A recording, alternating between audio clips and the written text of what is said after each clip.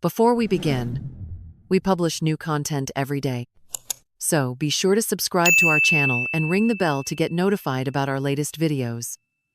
I never believed silence could scream until the night I lost Leo. The phone call came at 11:47 p.m. I know because I stared at that digital clock for what felt like hours afterward, watching those red numbers burn into my retinas like a brand. My mother's voice was barely recognizable through her sobbing, fragmented words tumbling over each other in a way that made my blood turn to ice water in my veins. I drove through the empty streets like a woman possessed, my Honda Civic protesting as I pushed it past every speed limit. The streetlights blurred into orange streaks through my tears, and I kept telling myself this was just another one of Mom's dramatic episodes. She had always been prone to hysteria, especially since Dad passed 5 years ago. But something in her voice tonight was different, something final. The apartment complex where my mother lived was lit up like a Christmas tree, but not with celebration. Police cars lined the street, their red and blue lights painting the brick walls in alternating waves of emergency colors. Yellow tape fluttered in the October breeze like some macabre decoration, and I could see neighbors gathered in small clusters on their balconies, their faces pale with curiosity and dread. Mark was already there when I arrived, pacing back and forth near the police barrier like a caged animal. My ex-husband looked older than his 58 years, his usually neat hair disheveled, and his work shirt wrinkled as if he had been pulled from sleep. When he saw me stumbling from my car, something wild and accusatory flashed in his brown eyes. He grabbed my shoulders before I could even process what was happening, his fingers digging into my cardigan with a desperation that bordered on violence. His face was inches from mine, and I could smell the stale coffee on his breath mixed with something sharper. Fear, maybe. Or rage. "I told you, Jade," he said, his voice cracking like a teenager's. "I told you never to leave them with her. I begged you." A uniformed officer had to physically separate us, his firm hands creating space between Mark's grief and my confusion. I pushed past both of them, driven by a mother's instinct that something was terribly, irreversibly wrong. The officer at the door was a woman, middle-aged with steel-gray hair and eyes that had seen too much. She placed herself squarely in my path with the practiced ease of someone accustomed to delivering devastating news. "Ma'am, you don't want to go in there right now," she said, and her voice was gentle, but immovable as bedrock. But I did go in. I had to. The living room looked almost normal at first glance. Mom's usual clutter was scattered across every surface. Magazines, empty coffee cups, pill bottles, and the debris of a life lived carelessly. But then I saw him. Leo was lying on the sofa, his small body positioned as if he had simply decided to take a nap. His face was peaceful, unmarked by pain or fear, and for one desperate moment I thought he might just be sleeping deeply. His Batman pajamas were the ones I had bought him for his 5th birthday last month. The cape was twisted around his tiny shoulders, and his favorite stuffed rocket ship was clutched in his left hand. I had given him that toy after he told me he wanted to be an astronaut when he grew up. He said he wanted to visit Mars and bring back rocks for his twin sister Lily. My mother was sitting in her recliner, still in her flowered housecoat, weeping with the kind of raw anguish that comes from the deepest places of the soul. She kept repeating the same broken phrases over and over. He said he was tired. He just wanted to sleep. This morning I couldn't wake him up. There was blood from his nose. The detective, who introduced herself as Inspector Rossi, was a compact woman with observant dark eyes that missed nothing. I watched her gaze sweep across the room methodically, taking in details that my grief-stricken mind couldn't process. She lingered on the coffee table, which was messier than usual, and I noticed her attention focus on my mother's hands, which were trembling in a way that seemed different from ordinary grief. One of the younger officers called Inspector Rossi over to the bookshelf behind the television. They spoke in low voices, but I caught fragments, plastic straw and residue, and behind the picture frame. My mother's crying grew louder when she overheard them, but there was something performative about it now, as if she was trying to drown out their conversation. The next morning brought the kind of gray October sky that seems to press down on your shoulders like a wet blanket. I had spent the night at Mark's house with Lily, neither of us sleeping, just holding our surviving child and staring at the ceiling. Lily kept asking where Leo was, why he couldn't come home, and I had no words that could possibly explain what I didn't understand myself. Inspector Rossi called us to the police station around noon. The building smelled of industrial disinfectant and burnt coffee, and the fluorescent lights made everyone look slightly ill. She led us to a small conference room with beige walls and a table scarred by countless previous tragedies. "The preliminary autopsy results are in," she said, her voice carefully neutral. She placed a manila folder on the table but didn't open it immediately. Leo died from fentanyl poisoning. The amount in his system was massive, far beyond what could be considered accidental exposure. The words hit me like physical blows. Fentanyl, the drug I had read about in news stories, the killer that was destroying families across America. But this was Leo, my baby, who was afraid of taking children's Tylenol because he said it tasted yucky. Mark's reaction was immediate and violent. He slammed his fist into the wall so hard that I heard something crack. Either the drywall or his knuckles. When he turned to face me, his expression was one of pure accusation. "This is your fault," he said, his voice low and deadly. "Your mother killed our son. You put him in the hands of a drug addict, and now he's dead. Our baby is dead because of your family." I wanted to defend my mother, to argue that she would never hurt Leo. But the words stuck in my throat like broken glass. Deep down, in a place I didn't want to acknowledge, I was beginning to understand that Mark might be right.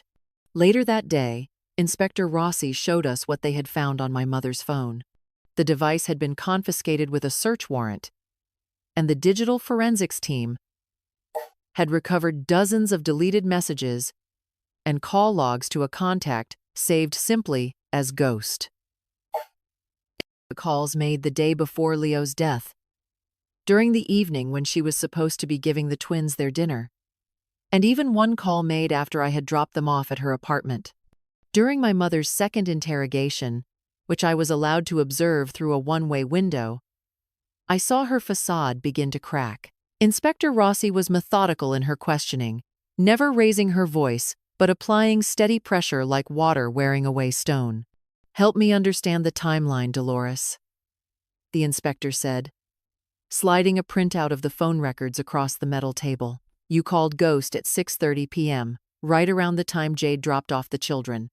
Then again at 8:15, which according to your previous statement, was when you put them to bed, and once more at 9:45 p.m. My mother's hands were shaking as she stared at the evidence. Her carefully constructed story about finding Leo unresponsive in the morning was crumbling, and she knew it. "I might have had a little something before they came," she finally whispered. "Just a tiny bit. I was stressed about watching them overnight, but I cleaned everything up. I swear I cleaned everything up." The lie tasted bitter even from my position behind the glass. I had suspected for months that my mother's prescription drug use had escalated into something darker.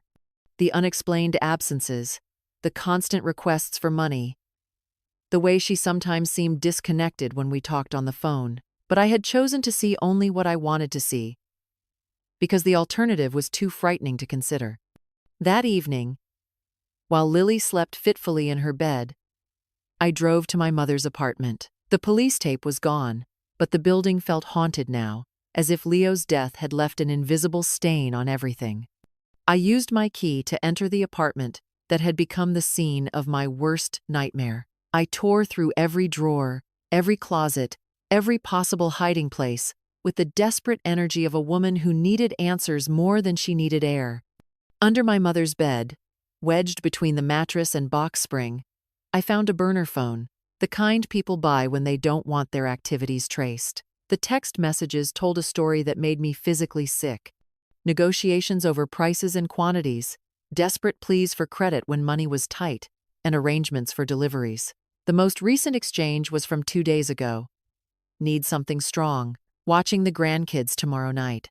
Extra stressed." Ghost's reply was clinically brief. "Careful with it, strong as hell." I sat on my mother's bedroom floor, holding that phone, and reading those messages until the words blurred together through my tears. This was the evidence that would destroy what remained of my family, but it was also the truth I needed to face. The next morning, I did something that would have been unthinkable a week earlier. I called Mark and asked him to meet me at a neutral location, a coffee shop downtown where we used to go during our marriage. He arrived looking exhausted and suspicious, his usual anger replaced by a bone-deep weariness. "I found this," I said, placing the burner phone on the small table between us. Mark read through the messages in silence, his jaw tightening with each exchange. When he finished, he looked at me with something I hadn't seen in years. Not anger, but a shared grief that transcended our personal animosity. "We have to make them pay," I said quietly. "Both of them. We owe Leo that much." For the first time since our divorce 3 years ago, Mark and I were on the same side of something that mattered. Working with Inspector Rossi, we developed a plan to draw Ghost into the open. Using my mother's burner phone, I sent a text message claiming to need an emergency supply. The language had to be just right, desperate enough to seem authentic, but not so panicked as to spook him. "Kids gone home, need to level out. Can you meet tonight?" His response came within minutes. "Usual spot, midnight, cash only." The usual spot turned out to be a parking lot behind an abandoned auto repair shop on the east side of town. Inspector Rossi and her team positioned themselves strategically around the area, and Mark and I waited in an unmarked police van, watching through a small window as the trap was set. Ghost arrived in a battered pickup truck, his headlights cutting through the October darkness. He was younger than I had expected, maybe late 20s, with the kind of hollow-eyed look that spoke of his own relationship with the poison he sold. When the police moved in, he tried to run, but the net had been carefully woven. The chase lasted less than 3 minutes before he was face down on the asphalt, his pockets full of the same substance that had killed my son. My mother's final confession came 2 days later, after Ghost had given up her name in exchange for a reduced sentence. I wasn't allowed in the interrogation room this time, but Inspector Rossi played me the recording afterward. Mom's voice on the tape was small and broken, like a child admitting to breaking something precious. She described how she had prepared a line of fentanyl on the coffee table while the twins were watching television. She thought she had cleaned it all up before putting them to bed, but Leo must have gotten curious during the night. Children explore the world by touching everything, and Leo had always been particularly inquisitive. "I just turned my back for a minute," she sobbed on the recording. "When I checked on him in the morning, he was so still. I thought he was just sleeping deeply. It wasn't until I tried to wake him up that I realized what I had done." The trial took place 6 months later, in a courtroom that felt too small to contain the weight of what had happened. Ghost received 15 years for distribution resulting in death. But it was my mother's hearing that I had been both dreading and anticipating. I took the witness stand wearing the black dress I had bought for Leo's funeral, my hair pulled back in a simple bun that made me look older than my 56 years. The prosecutor had prepared me for this moment, but no amount of preparation could have made it easier. My mother sat at the defendant's table, looking frail and decades older than she had just months before. Her gray hair was unkempt, and she wore the orange jumpsuit of someone who had been denied bail. When I began to speak, she wouldn't meet my eyes. "Leo wanted to be an astronaut," I said, my voice carrying clearly through the silent courtroom. "He loved the color blue and the sound of his sister laughing. He was afraid of thunderstorms but brave enough to catch spiders and carry them outside instead of killing them." I paused, gathering the strength to continue. My mother didn't just let him die. She chose her addiction over her grandson's life. She chose drugs over the safety of 2 children who trusted her completely. From the moment Leo stopped breathing, she stopped being my mother. She became the person who killed my son. The judge, a stern woman in her 60s who had presided over countless tragedies, sentenced my mother to life in prison without the possibility of parole. As the gavel fell, Mom finally looked at me, her eyes pleading for forgiveness that I wasn't ready to give. 6 months after the trial, Mark, Lily and I stood together at Leo's grave for the first time since the funeral. The headstone was simple, gray granite with his name, his dates, and an engraving of a small rocket ship reaching toward the stars. Mark had chosen it, remembering Leo's dreams of space exploration. We weren't a family anymore, Mark and I. Our marriage had been broken long before Leo's death, destroyed by years of small resentments and fundamental incompatibilities. But the loss of our son had burned away the petty angers and left behind something cleaner. A shared commitment to honoring Leo's memory and protecting Lily's future. Mark placed a small toy rocket on the grave, the same kind Leo had clutched on his final night. I laid a single blue flower, his favorite color. Lily, now 6 years old and struggling to understand why her twin brother couldn't come home, drew a picture of stick figures holding hands under a smiling sun. As we walked back to our cars, Lily between us holding both our hands, I felt something I hadn't experienced in months. A tentative sense of peace. The anger that had consumed me during the investigation and trial was beginning to transform into something else. Not forgiveness, exactly, but acceptance that justice had been served and that Leo's death had not been meaningless. My mother writes to me from prison occasionally, letters filled with apologies and pleas for reconciliation. I read them once and then file them away unanswered. Perhaps someday I will find the strength to forgive her. But that day has not yet come. For now, it is enough to focus on Lily, on helping her navigate a world that took her other half before she was old enough to understand why. I have learned that healing is not a destination but a daily choice. Each morning, I choose to get up and make breakfast for my surviving daughter. I choose to smile when she tells me about her dreams, even when those dreams include Leo visiting her from heaven. I choose to believe that someday the pain will be less sharp, though it will never completely disappear. The apartment where Leo died has been demolished, replaced by a small memorial garden funded by donations from our community. A plaque near the entrance reads, "In memory of innocence lost and lives cut short." I visit sometimes, not to mourn, but to remember that love persists, even after loss, that some bonds cannot be broken by death or betrayal.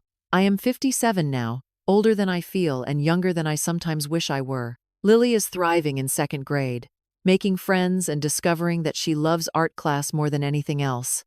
She draws pictures of rockets still, always with 2 astronauts inside. And I know she will carry Leo with her, in ways both beautiful and heartbreaking. Some evenings, when Lily is asleep and the house is quiet, I sit in my living room and think about the woman I was before that October night. She was naive in some ways, too trusting and too willing to ignore warning signs because acknowledging them would have been inconvenient. She loved her mother despite her flaws and believed that family bonds were unbreakable. I am not that woman anymore. I am someone who understands that love must have boundaries, that trust must be earned rather than assumed, and that protecting the innocent sometimes requires making choices that feel like betrayal. I am stronger than I was before, though the strength came at a price I would never have chosen to pay. The truth about that night will always live with me. I will always wonder if I could have prevented it, if I should have seen the signs earlier, if I should have trusted Mark's instincts about my mother. But I have learned to carry those questions without letting them destroy me. Justice was served, but it cannot bring Leo back. It cannot erase the image of him lying so still on that sofa. Cannot undo the moment when I realized that the person I trusted most had betrayed us in the most fundamental way possible. What justice can do is provide a framework for moving forward. A sense that actions have consequences, and that society will protect its most vulnerable members. I think about Leo every day. I see him in Lily's laugh, in the way she approaches the world with curiosity and wonder. I see him in photographs that line my hallway. Images of a little boy who loved rockets and dreamed of touching the stars. I see him in the garden that bears his memory, where other parents bring their children to play on equipment purchased with funds raised in his honor. My mother will die in prison, and I have made peace with that fact. She took my son from me, and there are some acts for which there can be no redemption in this life. but I refuse to let her destroy what remains of my family. Lily deserves a mother who can love her completely, who can help her build a future that honors her brother's memory without being defined by his loss. The morning sun streams through my kitchen window as I write this, painting everything in shades of gold and possibility. Lily is at the table working on her homework, humming a tune she learned in music class. In a few hours, Mark will pick her up for their weekend together, and I will have time to tend my own small garden, to read a book, to simply exist in a world where peace is possible, even after unspeakable loss. I am learning to live again, one day at a time. Not the life I planned, not the life I wanted, but the life I have been given. It is enough. It has to be enough. And sometimes, when the light hits just right, and Lily laughs in that particular way that reminds me of her brother, it feels like more than enough. It feels like grace.